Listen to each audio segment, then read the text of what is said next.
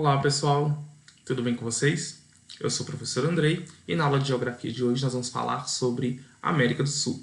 Bom, o que nós vamos ver hoje são alguns dados iniciais sobre o que é, como se formou a América do Sul.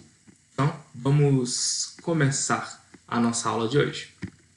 Bom, nós temos que falar primeiro que a América do Sul, em termos de geografia física, ou seja, os elementos territoriais que a compõem, ela é formada basicamente por uma extensão territorial de 17,8 milhões de quilômetros quadrados. A América do Sul ela é formada por 12 países, e um departamento francês ultramarino. O que significa isso? Que ela tem 12 territórios dentro que estabelecem fronteiras entre si no continente americano, na América do Sul, e tem um território que está nesse que pertence à França, que está em outro continente, que é o continente europeu. Por isso a gente fala de nós temos aí um departamento ultramarino, tá além do mar. Tá? Nós temos então aí essa formação desses 12 países e o departamento ultramarino francês, a chamada Guiana Francesa. Tá? Nós temos isso com os países. Quais são os países? São eles: Argentina, Bolívia, Brasil, Chile, Colômbia, Equador, Guiana, Paraguai, Peru, Suriname, Uruguai e Venezuela. Aqui está apenas em uma ordem alfabética, não está uma ordem de importância. Se nós fôssemos pensar em termos econômicos, por exemplo, a principal nação da América do Sul seria então o Brasil, sua atividade econômica, e nós teríamos o Brasil com maior extensão territorial. Tá? Então, seria o Brasil. Qual seria o segundo? A Argentina. Vale destacar aqui então que a América do Sul limita-se ao norte da América Central, a leste do Oceano Atlântico e a oeste do Oceano Pacífico, como vocês podem observar aqui pelo mapa. Tá?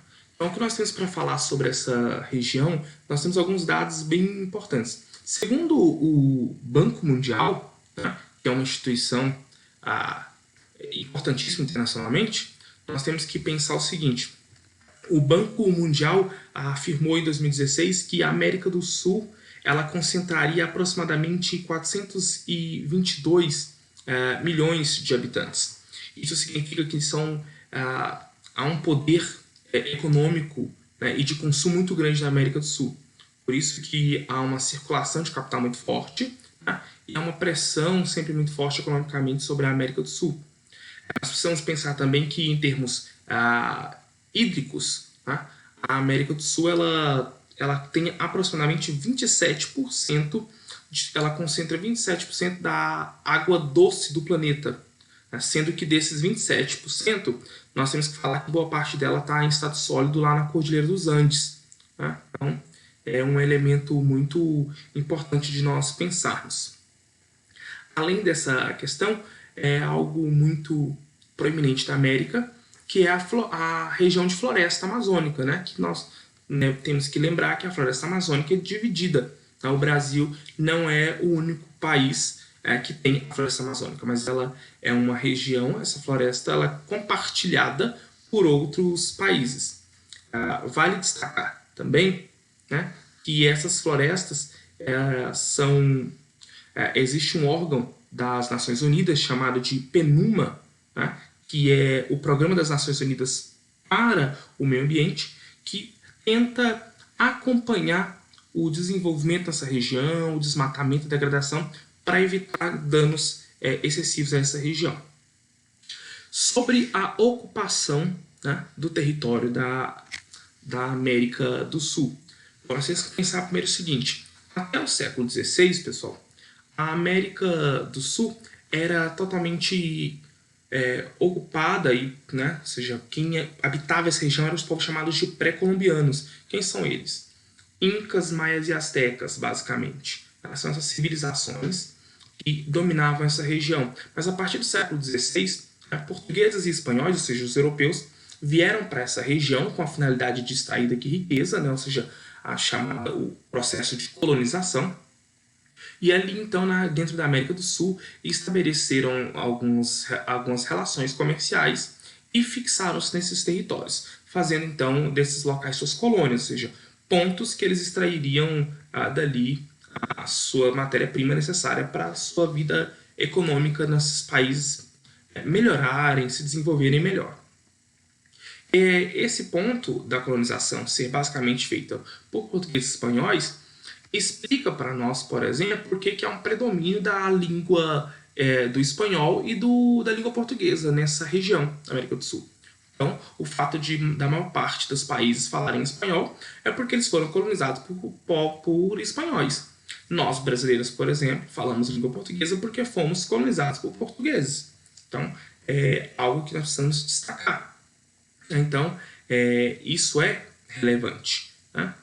Algum ponto que nós precisamos destacar aqui é que, ao longo do século XVI e até o século XVIII, a mão de obra que vai se ter dentro da América do Sul é a mão de obra escrava, trazidos pelos portugueses e espanhóis da África, né? Pessoas que foram escravizadas nessa região e que foram a verdadeira locomotiva dessa região. Né? Então é isso que a gente precisa destacar. Passado todo esse processo, essa ocupação europeia nessa região fez com que a economia dessa região fosse basicamente pautada no que chamamos de extrativismo e agropecuária. Bom, o que é o extrativismo? Extrativismo são as atividades econômicas pautadas e voltadas para a extração de recursos naturais. Então, por exemplo, o fato dos portugueses terem tirado daqui do Brasil o pau-brasil, né? Isso é extrativismo. O fato de terem tirado daqui o ouro, extrativismo mineral. Então, essa prática extrativista foi muito comum e corriqueira em largo espectro dentro da América do Sul, certo? E também isso foi impulsionando a parte da ocupação no território da América do Sul, agricultura e pecuária. Então, ou seja, produzir, né, bens para exportação. Se nós formos pensar nesse sentido, as maiores economias, Brasil e Argentina, são economias voltadas para bens que podem ser exportados, ou seja, economias de exportação. Tá? É basicamente isso. Então, hoje eu gostaria só que nós pensássemos sobre essa ocupação do território da América do Sul. Eu deixo para vocês, então, só uma questão para que vocês pesquisem e registrem. Dos 12 países, né, e esse departamento, né, francês ultramarino que compõe a América do Sul, a minha pergunta é: quais são as únicas nações que não fazem fronteira com o Brasil? Pesquise e registre aí no seu caderno. Na próxima aula a gente fala sobre o processo de urbanização e as questões sociais da América do Sul, ok? Espero que fiquem bem. Até a próxima aula.